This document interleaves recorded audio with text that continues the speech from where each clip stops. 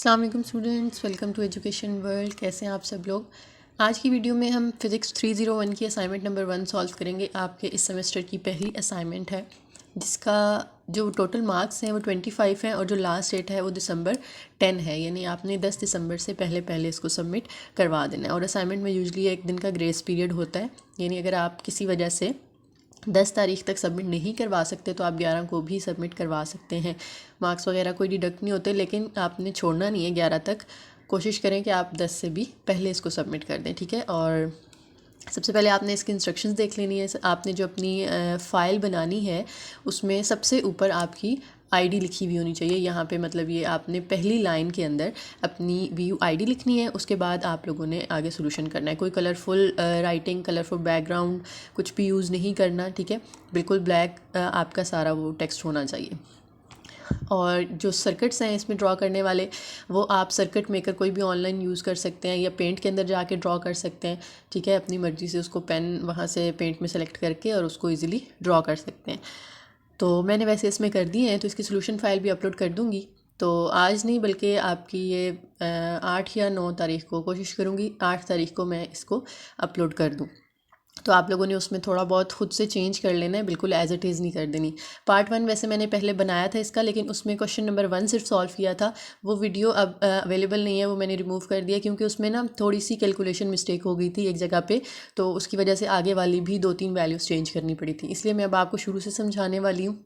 जिन्होंने अगर ये पहले समझी हुई है पार्ट 1 के अंदर, वो लोग वीडियो स्किप करके क्वेश्चन नंबर 2 पे जा सकते हैं, ठीक है। वीडियो बहुत लंबी थी, ये असाइनमेंट आपकी बहुत लंबी थी, तो काफ़ी टाइम लगा है बनाने में। तो सबसे पहले लाइक का बटन प्रेस कर दें और उसके बाद हम वीडियो स्टार्ट करते हैं।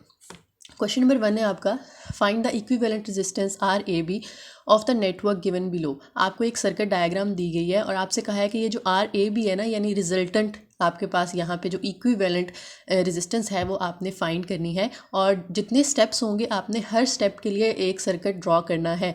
अगर आप ड्रॉ नहीं करेंगे तो आपके मार्क्स जो हैं वो डिडक्ट हो जाएंगे। यानी कैलकुलेशन तो करनी है, लेकिन साथ ही साथ आपने सर्किट हर स्टेप का अलग से ड्रॉ करना है। तो इसमें कोई 7 से 8 स्टेप होंगे, तो आपने 7 से 8 सर्किट भी ड्रॉ करने हैं, ठीक है। पहले मैंने सोचा कि मैं आप पेज पे समझा देती हूँ, उस पर ईजिली हो जाना था, लेकिन मैंने फिर आप लोगों के लिए ये इस पे कंप्यूटर पे बना दी है ताकि आप लोगों को भी आसानी रहे और सबको अलग अलग ना बनानी पड़े, ठीक है। क्योंकि सर्किट्स तो सेम ही रहेंगे, बस कैलकुलेशन जो है ना उसके स्टेप्स थोड़े बहुत आपने अपने हिसाब से एडजस्ट कर लेने हैं ताकि बिल्कुल प्लेजरिज्म ना हो, सेम ना हो जाए। देखें जी, सबसे पहले जब भी हमने सर्किट्स को सॉल्व करना होता है ना, इक्विवेलेंट रेजिस्टेंस फाइंड करनी होती है, तो हमने क्या करना है, हमने अपना राइट साइड से सर्किट को देखना स्टार्ट करना है। यानी हम इसको राइट साइड से टेस्ट करेंगे। सबसे पहले देखें, जो 2 सर्किट्स आ रही हैं, जो 5 है इसके साथ ये 7 वाला है, और ये दोनों एक ही वायर के साथ यूँ कनेक्ट हुए हैं, यानी ये सीरीज़ में है। और जब 2 सर्किट सीरीज़ में होते हैं तो जब आप उनकी इक्विवेलेंट रेजिस्टेंस फाइंड करते हैं, आप दोनों की रेजिस्टेंस को प्लस कर देते हैं। यानी 5 ohm and 7 ohm both are in series combination. तो आपने आर इक्विवेलेंस का फॉर्मूला लगाया R1 + R2 ओवर 5 + 7, क्योंकि R1 की वैल्यू 5 थी और R2 की 7 थी। दोनों को आपने ऐड किया तो आपके पास रिजल्टेंट आ गया 12 ओहम।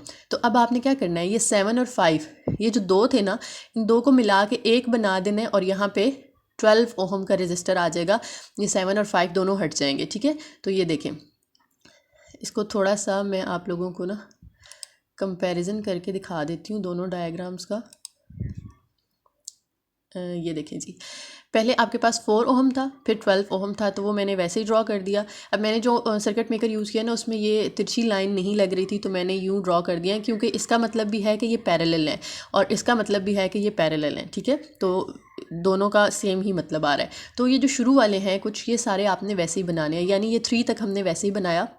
ये जो 4 यूँ था उसको मैंने यूँ सीधा करके पैरेलल बना दिया है। और ये जो 7 और 5 थे, इन दोनों को हमने मिला के इक्विवेलेंट निकाला 12।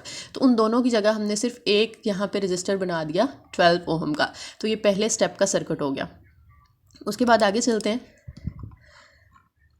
स्टेप नंबर 2 पे। अब यहाँ पे देखें तो फिर हम अगर राइट साइड से देखें तो पहले 2 रजिस्टर्स कौन से आ रहे हैं, 12 ओहम आ रहा है और साथ में 4 ओहम आ रहा है। तो आप 12 और 4 को आपस में जो है वो उनका एक रिजल्टेंट या इक्विवेलेंट रजिस्टर फाइंड करेंगे। और अब देखें कि ये दोनों पैरेलल हैं, यूँ आमने सामने जब होते हैं तो ये पैरेलल होते हैं। तो हम लिखेंगे 12 और 4 दोनों पैरेलल कॉम्बिनेशन में, इसलिए 1/R E Q +1/R1 +1/R2 ये फार्मूला होता है पैरेलल कॉम्बिनेशन की इक्विवेलेंट रेजिस्टेंस फाइंड करने का।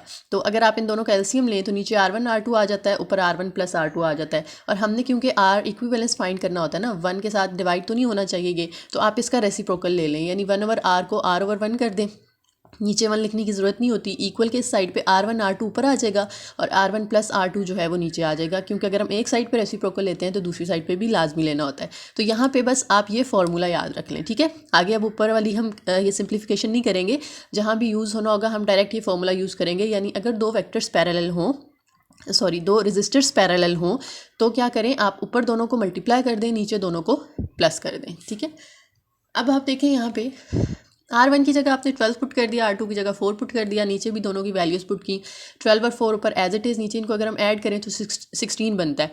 और मैंने यहाँ पे कटिंग कर दी है, इनको आप कैलकुलेटर से भी डिवाइड कर सकते हैं।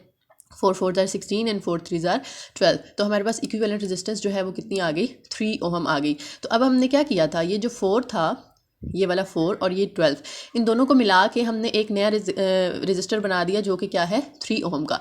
तो ये शुरू वाले तो ये सारे वैसे ही आएंगे, लेकिन इन दोनों की हटा के हम उसकी जगह एक बना देंगे 3 का। बाकी ये 3 4 6 12 4 ये एज इट इज़ रहेंगे, ठीक है। इन दोनों को हमने यहाँ पे, ये जो इधर आंसर आया 3, वो हमने इधर लिख दिया। अब आगे देखें तो 3 का नेक्स्ट कॉम्बिनेशन बनता है इस 3 के साथ। तो ये दोनों भी पैरेलल हैं, तो यही सेम फार्मूला जो हमने ऊपर यूज़ किया है, ठीक है। R1 R2/R1 + R2। ये अगर आप चाहें ना, यहाँ से ये स्टार्ट वाली रिमूव भी कर सकते हैं कैलकुलेशन। इससे ज़्यादा ना थोड़ी लंबी हो रही है असाइनमेंट हमारी, ठीक है। डायरेक्ट हम फार्मूला लिख लेते हैं कि R1 R2/R1 + R2।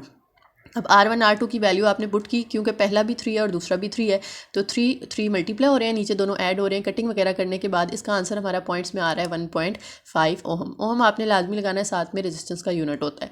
यानी अब आपने इस 3 और इस 3 को दोनों को मिला के नया सर्किट जो बनाया, उसमें 1.5 का एक रजिस्टर बना दिया।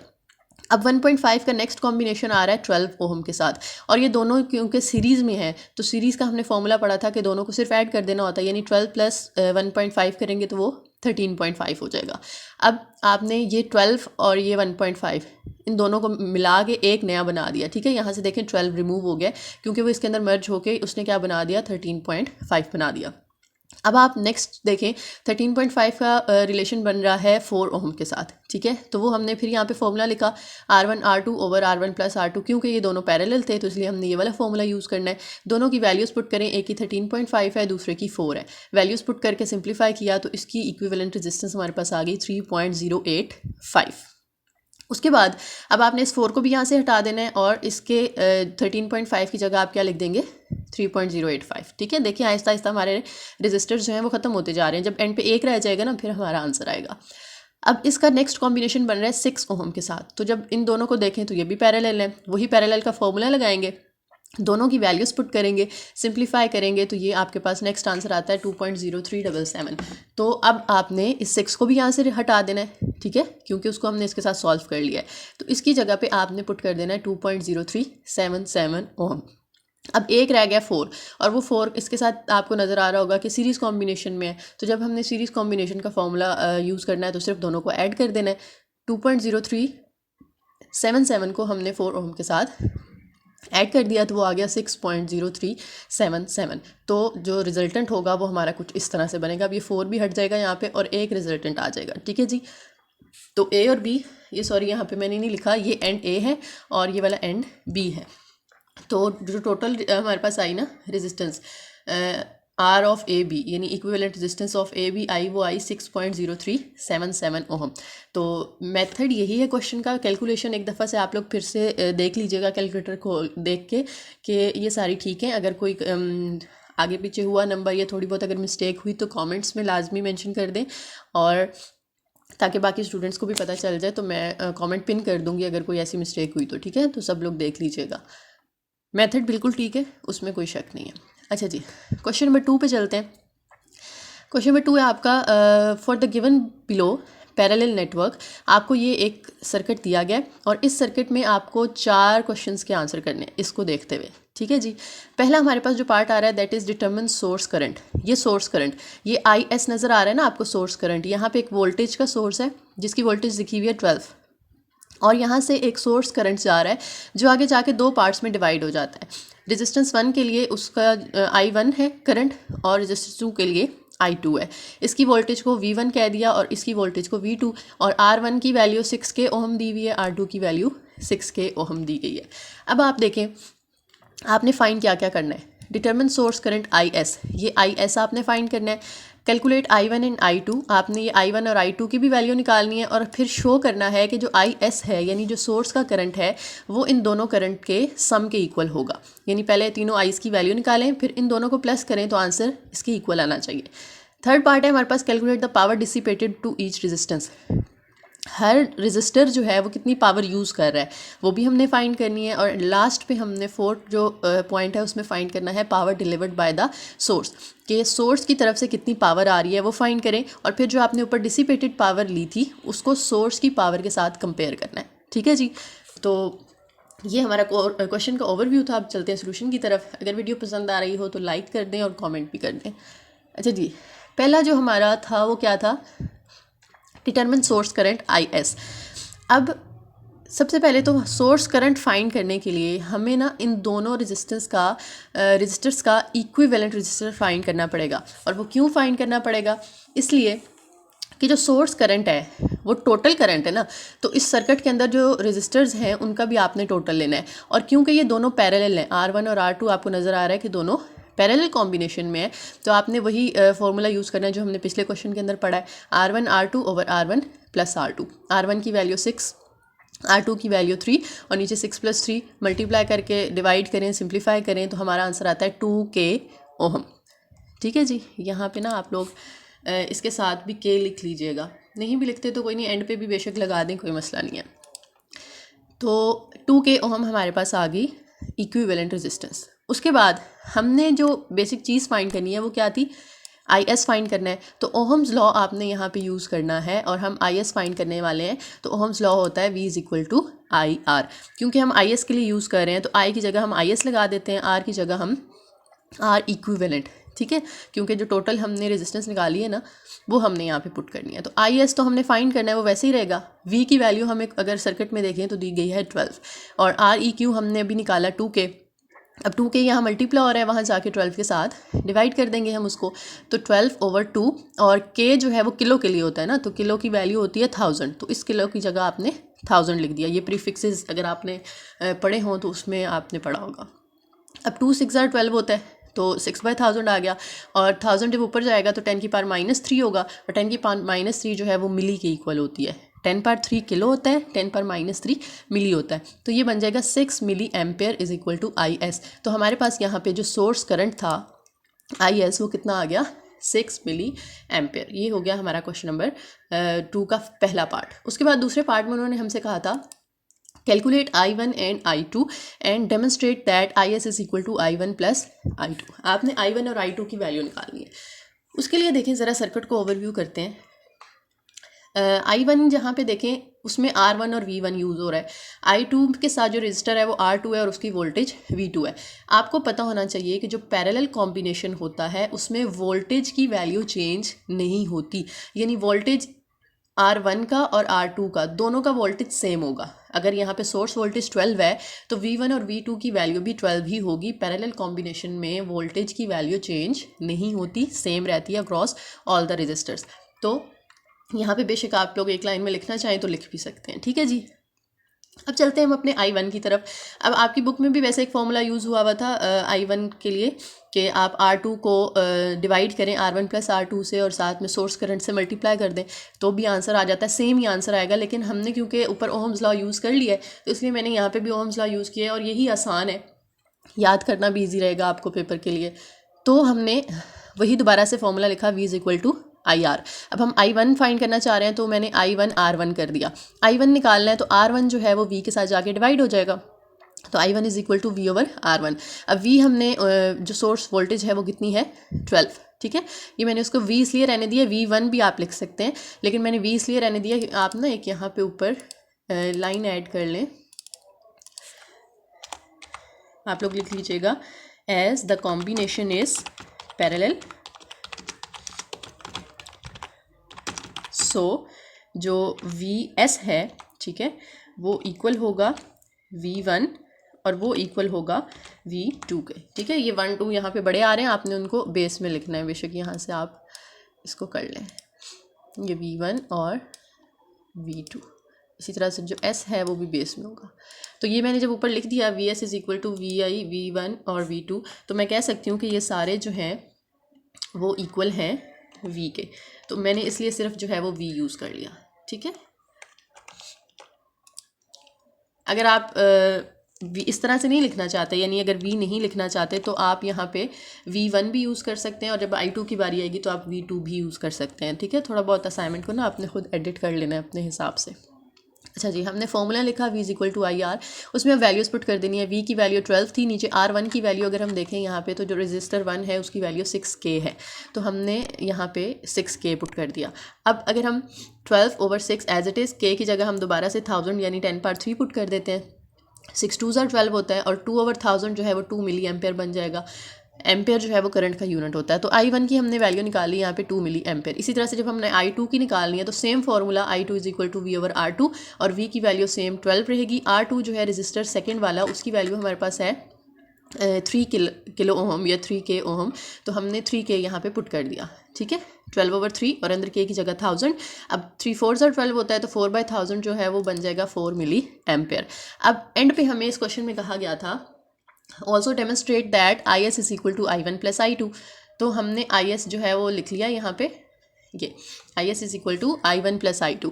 तो IS की वैल्यू हमने 6 निकाली थी क्वेश्चन नंबर 1 के अंदर, वो पुट की मैंने। उसके बाद I1 की वैल्यू हमने यहाँ ऊपर निकाली है 2, और I2 की निकाली है 4। तो 2 + 4 करें तो वो 6 मिली एम्पेयर बनता है, और IS भी 6 मिली एम्पेयर है। तो दोनों साइड्स बराबर हो गई। इसका मतलब है कि हमने जो कैलकुलेशन की है वो बिल्कुल ठीक है, हैंस प्रूफ्ड। ठीक है, ये बड़ा एक वो इंजॉयबल चीज़ होती है जब आप सारा करके और एंड पे लिख रहे होते हैं हैंस प्रूफ्ड, कि आपने सारा सक्सेसफुली कर लिया है फाइनली। इसी तरह से अब क्वेश्चन नंबर 3 पे चलते हैं। Calculate the power dissipated to each resistance. आपने हर रेजिस्टर की अलग से पावर निकालनी है कि R1 ने कितनी पावर यूज़ की और R2 ने कितनी पावर यूज़ की। अब पावर के 3 फार्मूलाज होते हैं, मैंने तीनों आपके सामने लिख दिए हैं। P is equal to VI भी यूज़ कर सकते हैं, और अगर हम, क्योंकि V तो हमें पता है ना IR होता है, तो V की जगह IR अगर हम ओहम्स लॉ के अकॉर्डिंग पुट करें ना, तो वो I से मल्टीप्लाई होकर I² R बन जाएगा। और अगर आप इस I की जगह वैल्यू पुट करते हैं V/R, तो वो V से मल्टीप्लाई होकर V²/R। तो तीनों फार्मूलाज में से आप जो मर्ज़ी यूज़ कर लें, दो आंसर तीनों से सेम आएगा। ठीक है, चाहे आप फर्स्ट वाला यूज़ करें, सेकेंड या थर्ड, आंसर पे कोई फ़र्क नहीं पड़ेगा। तो मैंने यहाँ पे पहला वाला यूज़ किया है। ठीक है, ज़रा हम सुस्त से लोग हैं, तो हम चाहते हैं कि ज़रा स्क्वायर वगैरह के मामले में ना ही पढ़ें, तो हम सिंपल वाला यूज़ कर रहे हैं यहाँ पे, P is equal to VI। तो फर्स्ट जो हमारे पास रजिस्टर है उसकी जब मैंने पावर यूज़ करनी है, तो मैं P और I के साथ 1 लगा रही हूँ। V के साथ भी अगर 1 लगा लें तो भी ठीक है, नहीं भी लगाते तो कोई मसला नहीं है, क्योंकि V की वैल्यू तो सेम है। अब V की वैल्यू पुट करें 12, I1 हमने ऊपर कैलकुलेट किया था 2 मिली एम्पेयर, तो मैंने 2 मिली लिख दिया। अब 12 2s are 24 मिली, और मिली का मतलब है कि आपने 10⁻³ से मल्टीप्लाई करना है, या आपने उसको 1000 से डिवाइड कर देना है। तो ये हमारे पास आ जाता है 0.024 वाट, पावर का यूनिट होता है वाट। अब इसी तरह से आपने सेम फार्मूला लगा के सेकंड रजिस्टर की पावर निकाल लेनी है, और उसमें I2 की जगह 4 आ जाएगा, और 12 4s are 48, 48/1000 करेंगे मिली के लिए, तो वो 0.048 वाट। ये हमारे पास आ गई power dissipated by each resistor, यानी दोनों की अलग अलग हमने निकाल ली। जो इस क्वेश्चन का लास्ट पॉइंट है वो है G determine the power delivered by the source and compare it to the total power dissipated by the resistive elements. अब आपने टोटल जो पावर है ना वो निकालनी है, यानी सोर्स की पावर निकालनी है। सोर्स कौन सा था हमारे पास, ये वाला। ठीक है, यानी जो IS है ना, जहाँ से आ रहा है करंट सोर्स से, उसकी आपने टोटल पावर निकालनी है, और इनकी जो पावर आपने अलग अलग निकाली हुई है, फिर आपने एंड पे उनको कंपेयर भी करना है। तो पहले तो हम जो सोर्स की पावर है वो निकाल लेते हैं। सेम फार्मूला पावर का जो ऊपर हमने यूज़ किया था, P2 is equal to VI2, तो यहाँ पे आ जाएगा PS is equal to VIS, क्योंकि हम सोर्स के लिए यूज़ कर रहे हैं। V की वैल्यू 12 है, IS हमने ऊपर निकाला था क्वेश्चन नंबर 1 के अंदर 6 मिली, तो 12 6 are 72 मिली। 72 को जब आप 1000 से डिवाइड करते हैं तो 0.072 वाट आ जाता है। तो अब हमने बताना था कि टोटल पावर जो है डिसिपेटेड वो किस तरह से, अगर हम उसको कंपेयर करते हैं टोटल पावर डिलीवर्ड के साथ, तो क्या बनता है वहाँ पे। तो देखें, हम यहाँ पे जो बता देंगे कि जो PS है, यानी पावर ऑफ सोर्स है, is equal to power of registers, यानी जितनी सोर्स से पावर आ रही थी, क्योंकि अगर आप कैलकुलेशन पे गौर करें तो PS जो हमने निकाला 0.072, यहाँ पे ये ऊपर ये वाला पुट कर दिया हमने। P1 P2 की वैल्यू ये जो हमने 2 निकाली थी वो भी मैंने यहाँ पे P1 P2 की जगह पुट कर दी। अगर आप इन दोनों को ऐड करें ना तो वो भी 0.072 आता है, और जो सोर्स की थी वो भी 0.072 थी। तो हमें पता चला कि जितनी पावर डिलीवर हुई है उतनी ही आगे यूज़ हो गई है, उतनी ही डिसिपेट हो गई है। तो हमने नीचे एंड पे क्या लिख दिया कि इनका कंपेयर करके हमें क्या पता चल रहा है, पावर डिलीवर्ड सप्लाइड, डिलीवर्ड और सप्लाइड, ठीक है, या डिलीवर्ड लिख लें या सप्लाइड लिख लें, by the source is equal to the power dissipated by the resistive elements. ठीक है जी। तो यहाँ फाइनली हमारा क्वेश्चन नंबर 2 भी पूरा हो गया। ये दोनों काफ़ी लंबे थे। अब जो अभी तक वीडियो देख रहे हैं उनके लिए यहाँ पे एक वो कह लें कि आपके सब्र का फल मिल रहा है आपको, कि क्वेश्चन नंबर 3 जो है वो बहुत छोटा सा है, और अक्सर ने तो वैसे सिर्फ सोल्यूशन फाइल ही ले ली होगी और समझने की जहमत नहीं की होगी, लेकिन अगर आप अभी तक समझ रहे हैं तो बहुत अच्छी बात है, पेपर में काम आएगा आपको। अच्छा जी, question number 3, given below is a simple circuit containing a bulb. आपके पास एक सर्किट नज़र आ रहा है आपको, और उसमें एक बल्ब लगा हुआ है, एक लैंप लगा हुआ है, यानी बल्ब कह लें या लैंप कह लें, एक बैटरी है और 2 स्विचेस हैं। ठीक है, आपसे पूछा गया जा रहा है describe the current flow in the circuit and bulb glow और not for each given condition. Question में आपको 3 कंडीशंस दी गई हैं, आपने तीनों के लिए अलग अलग बताना है कि करंट फ्लो करेगा या नहीं करेगा, और बल्ब जो है वो ग्लो करेगा या नहीं करेगा। ठीक है, अब आपने देखें सर्किट पे गौर करना है, स्विच ओपन है, अगर वो ओपन है तो इसका मतलब है करंट आगे नहीं जा सकता क्योंकि वो कनेक्टेड नहीं है ना। अगर आप स्विच को यहाँ से क्लोज कर देते हैं, यानी आप उसको कनेक्ट कर देते हैं, तो फिर करंट फ्लो करेगा। क्वेश्चन 1 के अंदर देखिए हमसे पूछा गया है when switch 1 is connected and switch 2 is not connected, तो बताएं क्या सूरत हाल होगी। स्विच 1 कनेक्ट हो जाता है और स्विच 2 जो है वो कनेक्ट नहीं है, यानी ये ऐसे ही रहेगा, इसको बस आपने जोड़ देना है, कनेक्ट कर देना है, तो करंट को फ्लो करने का रास्ता मिल गया ना। यहाँ से करंट जाएगा, इसके अंदर से गुजरता हुआ इधर आ जाएगा, यानी लैंप जो है वो ऑन हो जाएगा। तो हम कहेंगे current will flow through S1, switch 1 से करंट फ्लो करेगा, and will not flow through S2। ये तो हमने बता दिया करंट का कि करंट जो है S1 से फ्लो करेगा और S2 से फ्लो नहीं करेगा क्योंकि वो ओपन है, क्लोज नहीं है। The bulb will glow because there is a path available through S1 for current to reach the bulb, और बल्ब जो है वो ग्लो करेगा क्योंकि उसको एक रास्ता मिल रहा है करंट को बल्ब तक पहुँचने के लिए, जो कि किससे गुजर रहा है, स्विच 1 से। सेकेंड कंडीशन है हमारे पास when switch 1 and switch 2 both are not connected, जब दोनों कनेक्टेड नहीं है। अभी देखें दोनों कनेक्टेड नहीं है तो कहीं से भी करंट को रास्ता नहीं मिलेगा लैंप तक जाने का। ठीक है, तो अगर उसको लैंप तक जाने का रास्ता नहीं मिल रहा तो हम कहेंगे कि ये जो बल्ब है वो रोशन नहीं होगा, क्योंकि करंट ना इधर से फ्लो करता है पॉजिटिव से नेगेटिव की तरफ। ये नहीं हम कह सकते कि वो यहाँ से चला जाएगा क्योंकि इधर नेगेटिव एंड है, उसने इधर पॉजिटिव से, जो कन्वेंशनल करंट होता है वो हमेशा पॉजिटिव से नेगेटिव की तरफ फ्लो करता है ना, यूँ आना उसने। तो अगर वो इधर से इधर जा रहा है तो उसे आगे जाने का रास्ता नहीं मिल रहा, तो वो बल्ब तक नहीं पहुँच सकता, इसलिए बल्ब जो है वो रोशन नहीं होगा। लास्ट हमें कहा गया है when both switches are connected, जब दोनों कनेक्टेड होंगे, यानी स्विच 1 भी क्लोज कर दें और स्विच 2 भी क्लोज कर दें, तो अब करंट जो है वो इस तरह से भी जा सकता है और करंट जो है वो इसमें से भी गुजर सकता है। तो करंट का हम जो है वो जब करंट की बात हमने बतानी है तो हम कहेंगे कि करंट जो है वो दोनों स्विचेस में से फ्लो करेगा, क्योंकि दोनों अब जो है वो क्लोज हो गए हैं, कनेक्ट है, और बल्ब जो है वो भी रोशन होगा क्योंकि स्विच 2 से वैसे बल्ब को इतना फ़र्क नहीं पड़ता, स्विच 1 से उसको अगर रास्ता मिल रहा है जाने का तो सिर्फ स्विच 1 के ऑन होने से भी जा सकता है। ठीक है, तो कनेक्टेड के बारे में बस आपने ये बता देना कि अगर दोनों कनेक्ट होंगे तो करंट भी दोनों में से फ्लो करेगा और साथ ही साथ जो बल्ब है वो भी आपका ग्लो करेगा। ठीक है जी, उम्मीद है आपको वीडियो पसंद आई होगी, समझ भी आई होगी अच्छे से, और अगर आई है तो जल्दी से लाइक कर दें और कमेंट भी कर दें, और चैनल को ज़रूर सब्सक्राइब करके जाइएगा, और अपने फ्रेंड्स के साथ भी वीडियो शेयर करें ताकि सबकी हेल्प हो। Thank you.